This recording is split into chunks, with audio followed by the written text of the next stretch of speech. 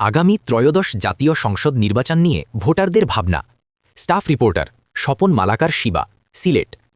আসন্ন ত্রয়োদশ জাতীয় সংসদ নির্বাচন আগামী 12 ফেব্রুয়ারি 2026 তারিখে অনুষ্ঠিত হওয়ার কথা রয়েছে। এ নির্বাচনকে ঘিরে দেশের ভোটারদের মধ্যে একদিকে যেমন বিপুল উৎসাহ দেখা যাচ্ছে, তেমনি রয়েছে কিছু সুনির্দিষ্ট প্রত্যাশা ও উদ্বেগ। সাম্প্রতিক বিভিন্ন জরিপ ও জনমত বিশ্লেষণে উঠে এসেছে ভোটারদের নানামুখী ভাবনার কথা। ত্রয়োদশ জাতীয় সংসদ নির্বাচন সামনে রেখে সিলেট বিভাগ জুড়ে বিভিন্ন রাজনৈতিক দল ও প্রার্থীরা জোরসোরি প্রচারণা চালিয়ে যাচ্ছেন। ভোটারদের একটি বড় অংশ দীর্ঘ সময় পর একটি অবাধ, সুষ্ঠু এবং অংশগ্রহণমূলক নির্বাচন প্রত্যাশা করছেন।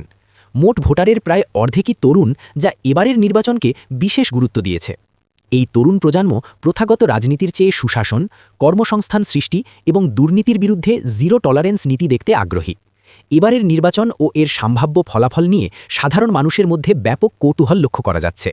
অনেকেই মনে করছেন এই নির্বাচন দেশের রাজনৈতিক ভবিষ্যৎ নির্ধারণে একটি গুরুত্বপূর্ণ মাইলফলক হয়ে উঠতে পারে। এইসব বিষয় নিয়ে জানার চেষ্টা করব, ভোটাররা যারা ভোটার রয়েছেন তাদের কাছ থেকে জানার চেষ্টা করব। আগামী ত্রয়োদশ জাতীয় সংসদ নির্বাচনকে কেন্দ্র করে সিলেটে ইতিমধ্যে দেখা গেছে যে প্রচারণায় ব্যস্ত বিভিন্ন রাজনৈতিক দল এবং প্রার্থীরা। সিলেটের বিভিন্ন জায়গাতে ইতিমধ্যে দেখেছি আমরা প্রার্থী রয়েছেন, তাদের প্রচারণা ইতিমধ্যে শুরু করে দিয়েছেন। তো এইসব বিষয় নিয়ে আমরা জানার চেষ্টা করব যারা সাধারণ ভোটার রয়েছেন তাদের কাছ থেকে সিলেটে কেমন ভোট হবে বা কিভাবে তারা প্রার্থী দেখতে চাচ্ছেন, কিরকম প্রার্থী তারা নির্বাচনে বিজয়ী হিসেবে দেখতে চাচ্ছেন, সেই সব বিষয় নিয়ে আমরা জানার চেষ্টা করব যারা ভোটার রয়েছেন এই ভোটারের কাছ থেকে। আমরা সিলেটে যারাও আছেন আলহামদুলিল্লাহ সবাই যোগ্য ব্যক্তি আমি মনে করি, কিন্তু যোগ্য ব্যক্তির মধ্যেও ভালো ব্যক্তি আছেন যারা রাস্তাঘাট নিয়ে কাজ করার অভ্যাস আছে, বা মানুষের আয়োন্নতি গরিব দুঃখীর বন্ধু যারা আছেন, বন্যা বা করোনার মধ্যে অনেক বিভিন্নভাবে বিভিন্ন ধরনের সাহায্য করে গিয়েছেন।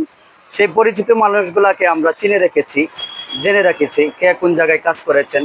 আমরা সাধারণ মানুষ হয়ে, দিনমজুর হয়ে, ব্যবসায়ী মানুষ হয়ে তাদেরকে তো আসলে অল্প সময়ে তাদেরকে চেনা যায়। আমরা সেই মানুষগুলাকে চিনে মনে রেখেছি তাকে আমরা নির্বাচিত করব ইনশাআল্লাহ। আমার মনে আছে ইনশাআল্লাহ ভোট সামনে 12 তারিখে ইনশাআল্লাহ নির্বাচন, তখন আমরা মাঠ পর্যায়ে গিয়ে ইনশাআল্লাহ হাব ভাব দেখে ইনশাআল্লাহ আমরা সমর্থন করব। আগামী জাতীয় নির্বাচনে আমরা এখন একজন জনপ্রতিনিধি চাচ্ছি যে শিক্ষা, রাস্তাঘাট এবং নারীদের নিরাপত্তা ব্যবস্থা এবং সিলেটের উন্নয়নে কাজ করবেন। আমরা এমন একজন জনপ্রতিনিধি চাচ্ছি যে এই সিলেটের উন্নয়নে কাজ করবে, দুর্নীতিমুক্ত একটা সিলেট নগরী গড়ে তুলবে এবং তরুণ প্রজন্মের জন্য একটি শিক্ষা বান্ধব শিক্ষা প্রতিষ্ঠানগুলোকে সুন্দরভাবে সাজাবেন এবং যারা বেকার যুবক রয়েছে তাদের জন্য কর্মসংস্থানের ব্যবস্থা করবেন। আমরা এমন প্রার্থী চাচ্ছি আমাদের বাংলাদেশকে উন্নয়ন যে করতে পারবে, এর দুর্নীতি মুক্ত করতে পারবে, আমাদের ঢাকা থেকে সিলেট যোগাযোগ ব্যবস্থা ভালো করতে পারবে। কারণ আমরা 10 ঘন্টা লাগে, 12 ঘন্টা লাগে, এগুলা থেকে আমরা 3 ঘন্টা 4 ঘন্টা কিভাবে তাড়াতাড়ি যোগাযোগ করতে পারি, যারা আমাদেরকে এইভাবে দিতে পারবে তাদেরকে আমরা নির্বাচিত করব। সব দেখেছি বারবার, এবার দাঁড়িপাল্লা দেখি যে তারা কি করতে পারে।